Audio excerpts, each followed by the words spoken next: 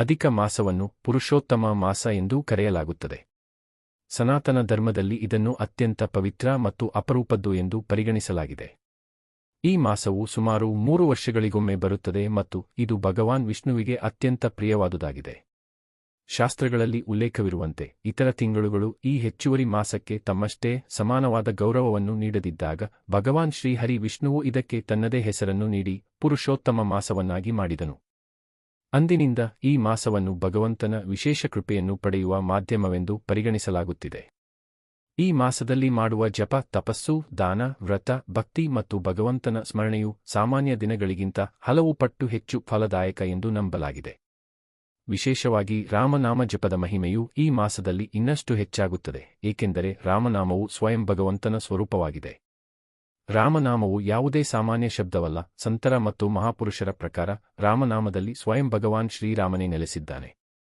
ತುಳಸಿದಾಸರು ನಾಮ ಹೆಸರು ಮತ್ತು ನಾಮೀ ಹೆಸರುಳ್ಳವನು ಭಗವಂತ ನಡುವೆ ಯಾವುದೇ ಭೇದವಿಲ್ಲ ಎಂದು ಹೇಳಿದ್ದಾರೆ. ಯಾವುದೇ ಭಕ್ತನು ಶ್ರದ್ಧೆ ಮತ್ತು ವಿಶ್ವಾಸದಿಂದ ರಾಮನಾಮವನ್ನು ಜಪಿಸಿದಾಗ ಅವನು ನೇರವಾಗಿ ಭಗವಂತನ ಕೃಪೆಯೊಂದಿಗೆ ಜೋಡಿಸಲ್ಪಡುತ್ತಾನೆ. ಅಧಿಕ ಮಾಸದಲ್ಲಿ ಇದೇ ರಾಮನಾಮ ಜಪವು ಅಸಾಧಾರಣ ಫಲವನ್ನು ನೀಡಲು ಪ್ರಾರಂಭಿಸುತ್ತದೆ. ಹಲವು ಬಾರಿ ಭಕ್ತರಿಗೆ ಇಂತಹ ಅನುಭವಗಳಾಗುತ್ತವೆ, ಅವುಗಳನ್ನು ಅವರು ಪವಾಡಗಳನ್ನು ಹೊರತುಪಡಿಸಿ ಬೇರೇನೂ ಹೇಳಲು ಸಾಧ್ಯವಿಲ್ಲ. ಅಧಿಕ ಮಾಸದಲ್ಲಿ ರಾಮನಾಮ ಜಪದ ಅತ್ಯಂತ ದೊಡ್ಡ ಪವಾಡವೆಂದರೆ ಮನಸ್ಸಿನ ಅಶಾಂತಿಯು ಧೀರೆಯಾಗಿ ಸಂಪೂರ್ಣವಾಗಿ ಕೊನೆಗೊಳ್ಳಲು ಪ್ರಾರಂಭಿಸುತ್ತದೆ. ಇಂದಿನ ಮನುಷ್ಯನು ಬಾಹ್ಯ ಸುಖ ಸೌಕರ್ಯಗಳಿದ್ದಾಗ್ಯೂ ಒಳಗಿನಿಂದ ತೊಂದರೆಯಲ್ಲಿದ್ದಾನೆ. ಚಿಂತೆ, ಭಯ, ಒತ್ತಡ, ಅಸುರಕ್ಷತೆ ಮತ್ತು ಭವಿಷ್ಯದ ಆತಂಕಗಳು ಅವನ ಜೀವನವನ್ನು ಆವರಿಸಿಕೊಂಡಿವೆ. ಆದರೆ ಅಧಿಕ ಮಾಸದಲ್ಲಿ ನಿಯಮಿತವಾಗಿ ರಾಮನಾಮವನ್ನು ಜಪಿಸಿದಾಗ ಮನಸ್ಸಿನಲ್ಲಿ ಅದ್ಭುತವಾದ ಶಾಂತಿಯ ಅನುಭವವಾಗತೊಡಗುತ್ತದೆ. ಒಳಗಡೆ ಯಾವುದೋ ಒಂದು ದಿವ್ಯ ಶಕ್ತಿಯು ಕುಳಿತು ಮನಸ್ಸನ್ನು ನಿಭಾಯಿಸುತ್ತಿರುವಂತೆ ಭಾಸವಾಗುತ್ತದೆ. ತಾವು ವರ್ಷಗಳಿಂದ ಅನುಭವಿಸುತ್ತಿದ್ದ ಸಮಸ್ಯೆಗಳ ಹೊರೆ ಇದ್ದಕ್ಕಿದ್ದಂತೆ ಹಗುರಾದಂತೆ ಭಾಸವಾಗುತ್ತಿದೆ ಎಂದು ಹಲವರು ಅನುಭವಿಸಿದ್ದಾರೆ. ರಾಮನಾಮ ಜಪದ ಎರಡನೇ ಪವಾಡವೆಂದರೆ ವ್ಯಕ್ತಿಯ ಜೀವನದಲ್ಲಿ ಸಕಾರಾತ್ಮಕ ಬದಲಾವಣೆಗಳು ಬರಲಾರಂಭಿಸುತ್ತವೆ. ಪದೇ ಪದೇ ವಿಫಲವಾಗುತ್ತಿದ್ದ ಕೆಲಸಗಳಲ್ಲಿ ಯಶಸ್ಸು ಸಿಗಲಾರಂಭಿಸುತ್ತದೆ. ಮುಚ್ಚಿದಂತೆ ಕಾಣುತ್ತಿದ್ದ ದಾರಿಗಳು ತೆರೆದುಕೊಳ್ಳಲಾರಂಭಿಸುತ್ತವೆ. ಇದರರ್ಥ ಭಗವಂತನು ಇದ್ದಕ್ಕಿದ್ದಂತೆ ಬಂದು ಎಲ್ಲವನ್ನೂ ಬದಲಾಯಿಸುತ್ತಾನೆ ಎಂದಲ್ಲ, ಬದಲಿಗೆ ರಾಮನಾಮದ ಪ್ರಭಾವದಿಂದ ವ್ಯಕ್ತಿಯ ಬುದ್ಧಿಯು ನಿರ್ಮಲವಾಗುತ್ತದೆ, ನಿರ್ಧಾರ ತೆಗೆದುಕೊಳ್ಳುವ ಸಾಮರ್ಥ್ಯ ಹೆಚ್ಚುತ್ತದೆ ಮತ್ತು ಅವನು ಸರಿಯಾದ ದಿಕ್ಕಿನಲ್ಲಿ ಕೆಲಸ ಮಾಡಲು ಪ್ರಾರಂಭಿಸುತ್ತಾನೆ. ಭಗವಂತನ ಕೃಪೆಯಿಂದ ಪರಿಸ್ಥಿತಿಗಳು ಅನುಕೂಲಕರವಾಗತೊಡಗುತ್ತವೆ. ಅಧಿಕ ಮಾಸದಲ್ಲಿ ರಾಮನಾಮ ಜಪ ಮಾಡುವುದರಿಂದ ಪಾಪಗಳು ನಾಶವಾಗುತ್ತವೆ. ಮನುಷ್ಯನು ತಿಳಿಯದೆ ತನ್ನ ಜೀವನದಲ್ಲಿ ದುಃಖ ಮತ್ತು ಅಡೆತಡೆಗಳಿಗೆ ಕಾರಣವಾಗುವಂತಹ ಅನೇಕ ಕರ್ಮಗಳನ್ನು ಮಾಡುತ್ತಾನೆ ಎಂದು ಶಾಸ್ತ್ರಗಳಲ್ಲಿ ಹೇಳಲಾಗಿದೆ. ಅವನು ಭಗವಂತನ ನಾಮದ ಆಶ್ರಯವನ್ನು ಪಡೆದಾಗ ಅವನ ಪಾಪಗಳು ಕ್ರಮೇಣ ನಶಿಸಲು ಪ್ರಾರಂಭಿಸುತ್ತವೆ. ರಾಮನಾಮವು ಬೆಂಕಿಯಿದ್ದಂತೆ, ಇದು ಕರ್ಮಗಳ ಕತ್ತಲನ್ನು ಸುಟ್ಟು ಭಸ್ಮ ಮಾಡುತ್ತದೆ. ಅಧಿಕ ಮಾಸದಲ್ಲಿ ಈ ಬೆಂಕಿಯ ಶಕ್ತಿಯು ಇನ್ನಷ್ಟು ಪರಿಣಾಮಕಾರಿ ಎಂದು ಪರಿಗಣಿಸಲಾಗಿದೆ. ಅಧಿಕ ಮಾಸದಲ್ಲಿ ರಾಮನಾಮ ಜಪ ಮಾಡುವುದರಿಂದ ತಮ್ಮ ಜೀವನದ ದೊಡ್ಡ ಅಡೆತಡೆಗಳು ದೂರವಾಗಿವೆ ಎಂದು ಹಲವು ಭಕ್ತರು ಅನುಭವಿಸಿದ್ದಾರೆ. ಕೆಲವರಿಗೆ ಉದ್ಯೋಗ ಸಿಕ್ಕರೆ, ಕೆಲವರ ವಿವಾಹದಲ್ಲಿದ್ದ ಅಡಚಣೆಗಳು ನಿವಾರಣೆಯಾಗಿವೆ.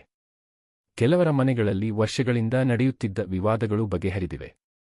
ಇದೆಲ್ಲವನ್ನು ಕೇವಲ ಕಾಕತಾಳೀಯ ಎಂದು ಪರಿಗಣಿಸಲಾಗುವುದಿಲ್ಲ, ಬದಲಿಗೆ ಭಗವಂತನ ಕೃಪೆಯ ಫಲ ಎಂದು ತಿಳಿಯಲಾಗುತ್ತದೆ. ಭಕ್ತನು ಸಚ್ಚಾರಿತ್ರ್ಯದ ಮನಸ್ಸಿನಿಂದ ರಾಮನಾಮದ ಆಶ್ರಯ ಪಡೆದಾಗ ಭಗವಂತನು ಅವನ ಜೀವನದ ಸೂತ್ರವನ್ನು ತನ್ನ ಕೈಗೆ ತೆಗೆದುಕೊಳ್ಳುತ್ತಾನೆ. ರಾಮನಾಮ ಜಪದ ಮತ್ತೊಂದು ಅದ್ಭುತ ಪವಾಡವೆಂದರೆ ಭಯದ ನಾಶ. ಮನುಷ್ಯನ ಜೀವನದಲ್ಲಿ ಅನೇಕ ರೀತಿಯ ಭಯಗಳಿರುತ್ತವೆ.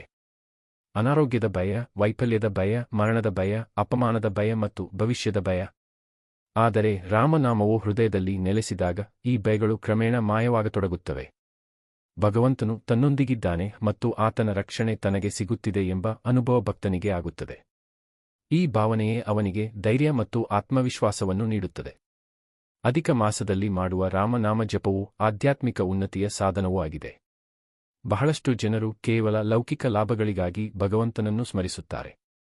ಆದರೆ ಕ್ರಮೇಣ ಅವರಿಗೆ ನಿಜವಾದ ಸುಖವು ಭಗವಂತನ ಭಕ್ತಿಯಲ್ಲಿದೆ ಎಂಬ ಅನುಭವವಾಗತೊಡಗುತ್ತದೆ. ಅವರ ಮನಸ್ಸು ಸಂಸಾರದ ಕ್ಷಣಿಕ ವಸ್ತುಗಳಿಂದ ದೂರ ಸರಿದು ಭಗವಂತನ ಕಡೆಗೆ ಆಕರ್ಷಿತವಾಗತೊಡಗುತ್ತದೆ. ಇದೇ ಅತ್ಯಂತ ದೊಡ್ಡ ಪವಾಡ, ಏಕೆಂದರೆ ಸಂಸಾರವನ್ನು ಗೆಲ್ಲುವುದು ಸುಲಭ, ಆದರೆ ತನ್ನ ಮನಸ್ಸನ್ನು ಗೆಲ್ಲುವುದು ಅತ್ಯಂತ ಕಷ್ಟಕರ. ರಾಮನಾಮವು ಭವಸಾಗರವನ್ನು ದಾಟಿಸಬಲ್ಲ ದೋಣಿಯಾಗಿದೆ ಎಂದು ಸಂತರು ಹೇಳಿದ್ದಾರೆ. ಅಧಿಕ ಮಾಸದಲ್ಲಿ ಈ ದೋಣಿಯು ಇನ್ನಷ್ಟು ಶಕ್ತಿಶಾಲಿಯಾಗುತ್ತದೆ. ಈ ಸಮಯದಲ್ಲಿ ನಿಯಮಿತವಾಗಿ ರಾಮನಾಮ ಜಪ ಮಾಡುವ ವ್ಯಕ್ತಿಯಲ್ಲಿ ಭಕ್ತಿಯ ಬೀಜವು ವೇಗವಾಗಿ ಬೆಳೆಯಲು ಪ್ರಾರಂಭಿಸುತ್ತದೆ. ಕೆಲವೊಮ್ಮೆ ಜಪ ಮಾಡುವಾಗ ಆನಂದದ ಅನುಭೂತಿಯಾಗುತ್ತದೆ, ಕೆಲವೊಮ್ಮೆ ಕಣ್ಣುಗಳಿಂದ ಆನಂದ ಬಾಷ್ಪ ಹರಿಯುತ್ತದೆ ಮತ್ತು ಕೆಲವೊಮ್ಮೆ ಭಗವಂತನು ತನಗೆ ತುಂಬಾ ಹತ್ತಿರದಲ್ಲಿದ್ದಾನೆ ಎಂದು ಭಾಸವಾಗುತ್ತದೆ. ಈ ಎಲ್ಲ ಆಧ್ಯಾತ್ಮಿಕ ಅನುಭವಗಳನ್ನು ಭಗವಂತನ ಕೃಪೆಯ ಸಂಕೇತಗಳೆಂದು ಪರಿಗಣಿಸಲಾಗುತ್ತದೆ. ಅಧಿಕ ಮಾಸದಲ್ಲಿ ರಾಮನಾಮ ಜಪ ಮಾಡುವುದರಿಂದ ಮನೆಯ ವಾತಾವರಣವು ಬದಲಾಗತೊಡಗುತ್ತದೆ. ಎಲ್ಲಿ ಮೊದಲು ಕಲಹ ಮತ್ತು ಒತ್ತಡವಿರುತ್ತಿತ್ತೋ ಅಲ್ಲಿ ಶಾಂತಿ ಮತ್ತು ಪ್ರೀತಿಯ ವಾತಾವರಣ ನಿರ್ಮಾಣವಾಗತೊಡಗುತ್ತದೆ. ಕುಟುಂಬದ ಸದಸ್ಯರು ಪರಸ್ಪರ ಹೆಚ್ಚು ಸಹಕಾರ ಮತ್ತು ಸಂವೇದನಾಶೀಲರಾಗುತ್ತಾರೆ. ಇದಕ್ಕೆ ಕಾರಣ ರಾಮನಾಮವು ಕೇವಲ ಜಪ ಮಾಡುವ ವ್ಯಕ್ತಿಯನ್ನು ಮಾತ್ರ ಬದಲಾಯಿಸುವುದಿಲ್ಲ, ಬದಲಿಗೆ ಅವನ ಸುತ್ತಲಿನ ವಾತಾವರಣವನ್ನು ಪವಿತ್ರಗೊಳಿಸುತ್ತದೆ. ಶಾಸ್ತ್ರಗಳ ಪ್ರಕಾರ ಅಧಿಕ ಮಾಸದಲ್ಲಿ ಭಗವಂತನ ಕೃಪೆಯು ವಿಶೇಷವಾಗಿ ವರ್ಷಿಸುತ್ತದೆ. ತಮ್ಮ ಜೀವನದಲ್ಲಿ ಆಧ್ಯಾತ್ಮಿಕ ಬದಲಾವಣೆಯನ್ನು ತರಲು ಬಯಸುವ ಜನರಿಗೆ ಈ ಮಾಸವು ಒಂದು ಸುವರ್ಣಾವಕಾಶವಾಗಿದೆ. ಯಾರಾದರೂ ಪ್ರತಿದಿನ ಸ್ವಲ್ಪ ಸಮಯವನ್ನು ಮೀಸಲಿಟ್ಟು ಶ್ರದ್ಧೆಯಿಂದ ಶ್ರೀರಾಮ್ ಜಯ ಜಯ ರಾಮ್ ಅಥವಾ ಕೇವಲ ರಾಮ್ ನಾಮವನ್ನು ಜಪಿಸಿದರೆ ಅವರಿಗೆ ಖಂಡಿತವಾಗಿಯೂ ಲಾಭ ಸಿಗುತ್ತದೆ. ಈ ಲಾಭವು ಕೆಲವೊಮ್ಮೆ ಮಾನಸಿಕ ಶಾಂತಿಯ ರೂಪದಲ್ಲಿ, ಕೆಲವೊಮ್ಮೆ ಜೀವನದ ಸಮಸ್ಯೆಗಳಿಗೆ ಪರಿಹಾರದ ರೂಪದಲ್ಲಿ ಮತ್ತು ಕೆಲವೊಮ್ಮೆ ಭಗವಂತನ ಮೇಲಿನ ಪ್ರೀತಿ ಹೆಚ್ಚಾಗುವ ರೂಪದಲ್ಲಿ ಕಂಡುಬರುತ್ತದೆ. ರಾಮನಾಮದ ಅತ್ಯಂತ ದೊಡ್ಡ ಪವಾಡವೆಂದರೆ ಅದು ಹಣ, ಹುದ್ದೆ ಅಥವಾ ಯಶಸ್ಸನ್ನು ತಂದುಕೊಡುವುದಲ್ಲ. ಅತ್ಯಂತ ದೊಡ್ಡ ಪವಾಡವೆಂದರೆ ಅದು ಮನುಷ್ಯನ ಹೃದಯವನ್ನು ಬದಲಾಯಿಸುತ್ತದೆ. ಯಾವ ಹೃದಯದಲ್ಲಿ ಲೋಭ, ಕ್ರೋಧ, ಅಸೂಯೆ ಮತ್ತು ಅಹಂಕಾರ ತುಂಬಿತ್ತೋ ಅದೇ ಹೃದಯದಲ್ಲಿ ಪ್ರೀತಿ, ಕರುಣೆ, ವಿನಮ್ರತೆ ಮತ್ತು ಭಕ್ತಿಯ ಉದಯವಾಗತೊಡಗುತ್ತದೆ. ಈ ಬದಲಾವಣೆಯು ಯಾವುದೇ ಲೌಕಿಕ ಸಾಧನೆಗಿಂತ ಹೆಚ್ಚು ಮೌಲ್ಯಯುತವಾಗಿದೆ. ಅಧಿಕ ಮಾಸದಲ್ಲಿ ರಾಮನಾಮ ಜಪ ಮಾಡುವ ವ್ಯಕ್ತಿಯು ಭಗವಂತನು ತನ್ನ ಜೀವನದಲ್ಲಿ ಸಕ್ರಿಯನಾಗಿದ್ದಾನೆ ಎಂಬುದನ್ನು ಕ್ರಮೇಣ ಅನುಭವಿಸುತ್ತಾನೆ. ಸಣ್ಣ ಪುಟ್ಟ ಘಟನೆಗಳಲ್ಲೂ ಅವನಿಗೆ ಭಗವಂತನ ಕೃಪೆ ಕಾಣಿಸತೊಡಗುತ್ತದೆ. ಕಷ್ಟದ ಪರಿಸ್ಥಿತಿಗಳಿಂದ ಇದ್ದಕ್ಕಿದ್ದಂತೆ ಪಾರಾಗುವುದು, ಸರಿಯಾದ ಸಮಯಕ್ಕೆ ಸರಿಯಾದ ವ್ಯಕ್ತಿ ಸಿಗುವುದು, ಅಸಾಧ್ಯವೆಂದು ತೋರುವ ಕೆಲಸಗಳು ಪೂರ್ಣಗೊಳ್ಳುವುದು ಅಥವಾ ಮನಸ್ಸಿನಲ್ಲಿ ಇದ್ದಕ್ಕಿದ್ದಂತೆ ಯಾವುದೇ ಸಮಸ್ಯೆಗೆ ಪರಿಹಾರ ಹೊಳೆಯುವುದು ಕೂಡ ಭಗವಂತನ ಕೃಪೆಯ ರೂಪದಲ್ಲೇ ಅನುಭವಕ್ಕೆ ಬರುತ್ತದೆ. ಆದ್ದರಿಂದ ಒಂದು ವೇಳೆ ಅಧಿಕ ಮಾಸದ ಸಮಯ ನಡೆಯುತ್ತಿದ್ದರೆ ಅದನ್ನು ವ್ಯರ್ಥ ಮಾಡಲು ಬಿಡಬೇಡಿ. ಇದು ಭಗವಂತನು ನೀಡಿದ ವಿಶೇಷ ಅವಕಾಶವಾಗಿದೆ. ಪ್ರತಿದಿನ ಶ್ರದ್ಧೆ ಮತ್ತು ಪ್ರೀತಿಯಿಂದ ರಾಮನಾಮವನ್ನು ಜಪಿಸಿ.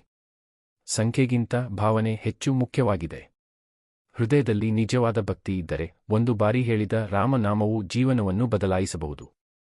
ಅಧಿಕ ಮಾಸದಲ್ಲಿ ಮಾಡುವ ಈ ಸಣ್ಣ ಪ್ರಯತ್ನವು ನಿಮ್ಮ ಜೀವನದಲ್ಲಿ ನೀವು ಎಂದೂ ಕಲ್ಪಿಸಿಕೊಳ್ಳದಂತಹ ಬದಲಾವಣೆಗಳನ್ನು ತರಬಹುದು. ಭಗವಾನ್ ಶ್ರೀರಾಮನ ಕೃಪೆಯಿಂದ ನಿಮ್ಮ ಜೀವನದಲ್ಲಿ ಶಾಂತಿ, ಸುಖ, ಸಮೃದ್ಧಿ ಮತ್ತು ಭಕ್ತಿಯ ಬೆಳಕು ಹರಡಲಿ. ಇದೇ ಈ ಪವಿತ್ರ ಪುರುಷೋತ್ತಮ ಮಾಸದ ಅತ್ಯಂತ ದೊಡ್ಡ ಮಹಿಮೆ ಮತ್ತು ಅತ್ಯಂತ ದೊಡ್ಡ ಪವಾಡವಾಗಿದೆ. ನಿಮಗೆ ಈ ವಿಡಿಯೋ ಇಷ್ಟವಾಗಿದ್ದರೆ ಇದನ್ನು ಲೈಕ್ ಮಾಡಿ, ಶೇರ್ ಮಾಡಿ ಮತ್ತು ನಮ್ಮ ಚಾನೆಲ್ ಅನ್ನು ಸಬ್ಸ್ಕ್ರೈಬ್ ಮಾಡಿ. ಇದರಿಂದ ಇಂತಹದೇ ಜ್ಞಾನವರ್ಧಕ ವಿಡಿಯೋಗಳು ನಿಮಗೆ ಸಿಗುತ್ತಿರುತ್ತವೆ. ಜೈ ಶ್ರೀರಾಮ್.